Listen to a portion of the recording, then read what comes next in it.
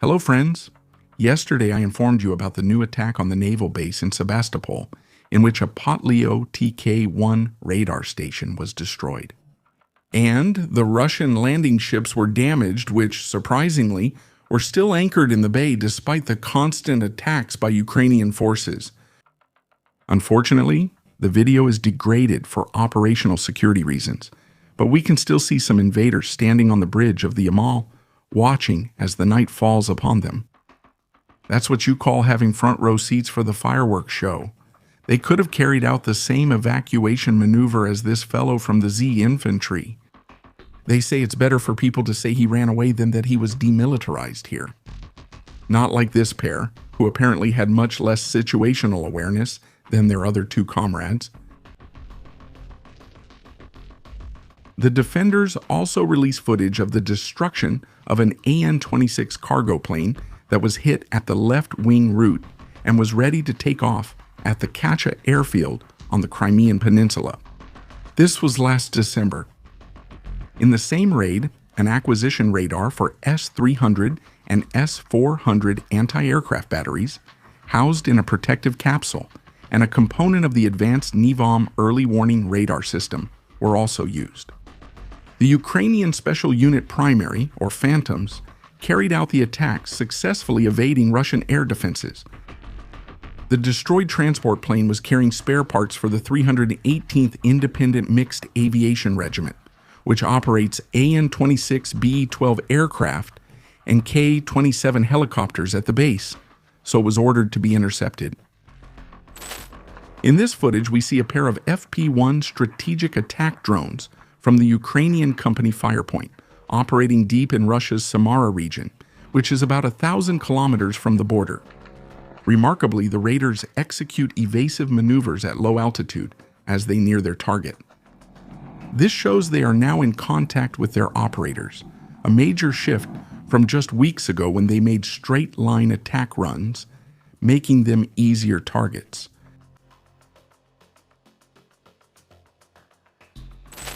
The oil sanctions front is entering a new phase, as the Russians managed to extinguish the fire caused at the Tuapse refinery on the morning of April 16, which of course triggered a new visit from an even larger swarm of Ukrainian drones, which, as we can see in the video, literally devastated the complex, causing even bigger fires at the facilities.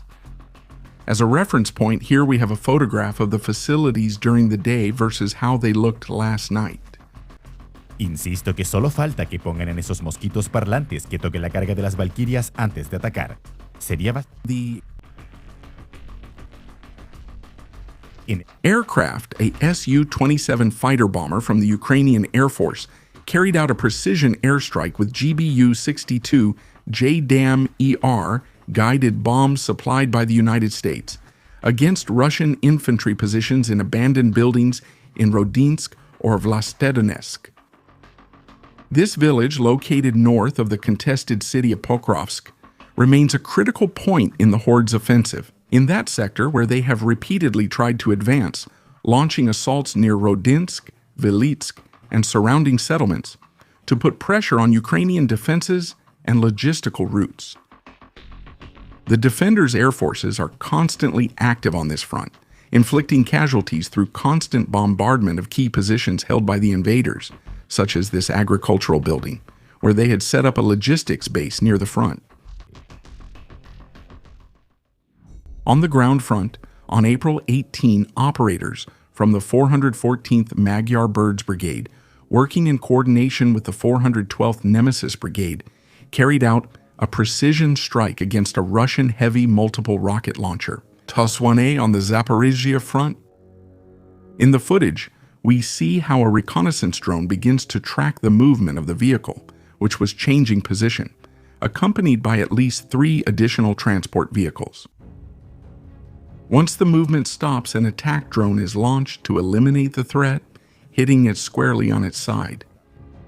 This causes the secondary explosion of the munitions, one of which goes through the command vehicle that was parked in front.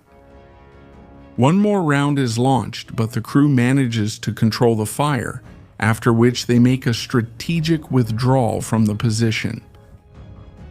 But the defenders wouldn't let them leave so easily, so they send more hosts to finish de-Putinizing the visitor, and after multiple hits they manage to stop the vehicle, then make it go into party mode, creating a remarkable display of lights and flames, which I know all of you will enjoy.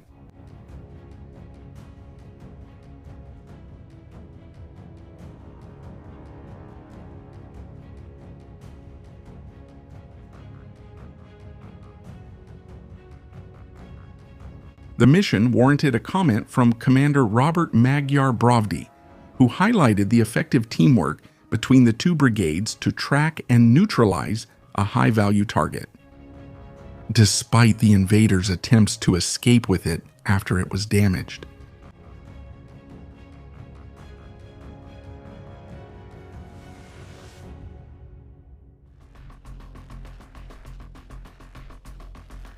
But it's not the only demilitarization of multiple rocket launchers, as the Signum Battalion scored on April 17 by neutralizing 3 Russian BM-21, Grad multiple rocket launcher systems, and a tank in the direction of Lyman. This front remains one of the most active sectors, characterized by intense positional fighting and repeated attempts by the invaders to advance through the forests that cover the sector. For this reason, the Signum Mosquito operators have systematically focused on high-value targets, such as artillery, logistics, and armored vehicles, to neutralize the fire support that the Z infantry has in that sector. President Zelensky has once again confirmed that Ukraine wants to use part of the 90 billion euros from the European aid package to expand its combat aviation fleet with Swedish Saab JAS 39 Gripen fighter jets.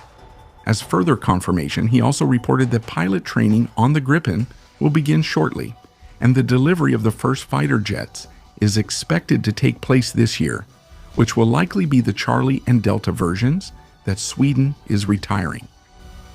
The Gripen, known for its multi-role versatility, its ability to operate from short runways or roads, and its low maintenance costs, represents a significant strategic improvement for the Ukrainian Air Force. Sweden has committed to providing significant bilateral aid, including 4 billion euros for 2026, as well as implementing a comprehensive maintenance program within Ukraine. Technology transfer to facilitate the local production of aircraft components and the integration of advanced weaponry, such as finally giving them the air-to-air capability that defenders need to take down the Su-34 fullbacks, which launch glide bombs against frontline positions. Finally, it seems that some inhabitants of the Z Federation have realized, albeit a bit late, that they live in a dictatorship that censors social networks and where people are sent to jail for complaining. They would give them, people are sent to jail for complaining. In the end, he calls on people not to be afraid to protest to stop this madness, but it seems like his video gets cut off. Crazy, right? Crazy, right? If you want to see additional content about the war in Ukraine, I invite you to visit our 2 new channels where we present information about the war in a different format. Don't forget to check them out. Remember to visit our Patreon, where for just $1, you'll have access to a large number of uncensored videos and documentaries. Lastly, visit our store, where you can find items inspired by some of Ukraine's most outstanding units. Carry history with you, and with every purchase, you'll be supporting the United 24 program, which directly supports reconstruction programs, aid to the civilian population, and defense. Remember to like and subscribe to the channel